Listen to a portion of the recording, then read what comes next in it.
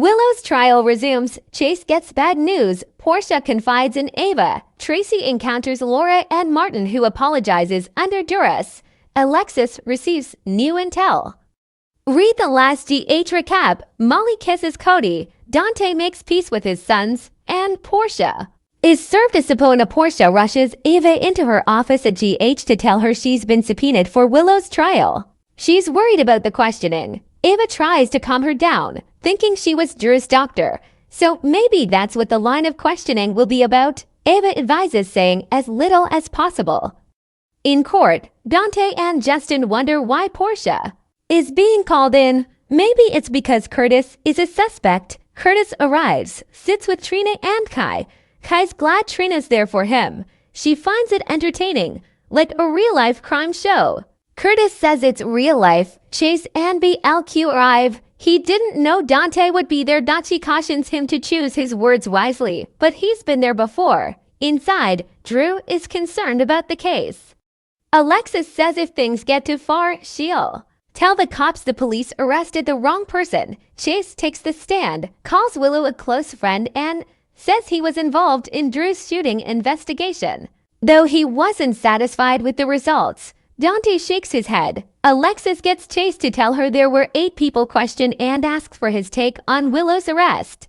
He believes the arrest was premature and other suspects were ignored. He calls it a miscarriage of justice. There's a severe lack of hard evidence against her. Justine questions him, revealing he did an investigation on his own. He didn't prove her innocence, and that the gun was found in her dresser doesn't sound like a rush to judgment from her. Laura, laden with packages, greets Martin at Cafe Sherry. He's surprised to learn she has a gift for him. She reminds him they're siblings, and she loves him. They discuss how busy she is but asks him to Christmas Eve dinner. He'll be there with bells on dot at their table.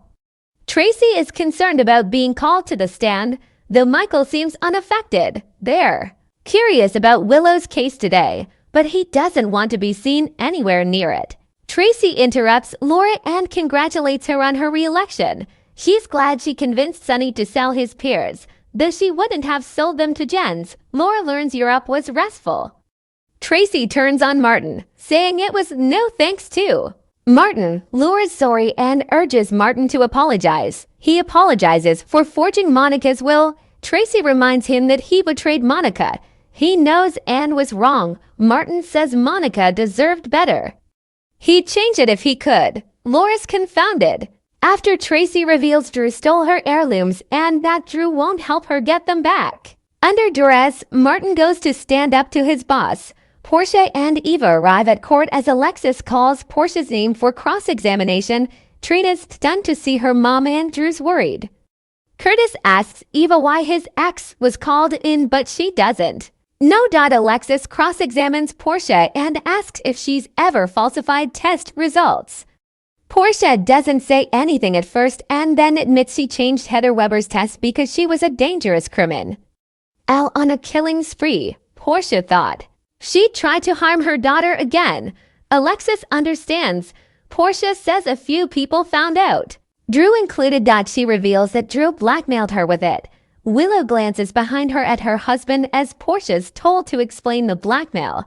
Portia reveals she hates Drew, but not enough to kill him. She is asked for her alibi, and when Portia doesn't answer, the judge cautions that she'll be held in contempt. Portia starts crying and begs her not to continue this line of questioning, but Alexis pushes through. Portia's forced to admit she was in bed with Gannon at Metro Court. She cries as she admits it, and Trina and Curtis look stupefied.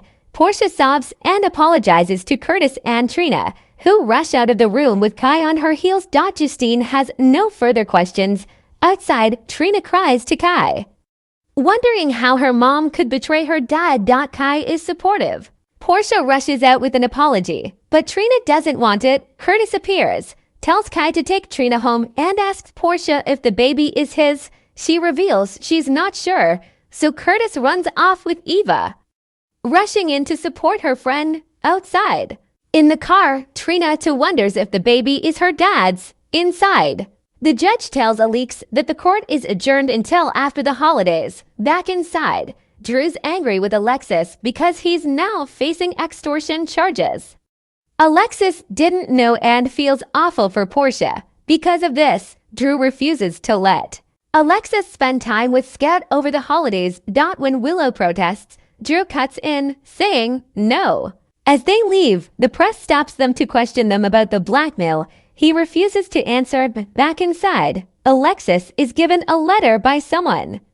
She learns someone knows Michael was at Drew's that night and Tracy Q saw him there. They wish her a Merry Christmas.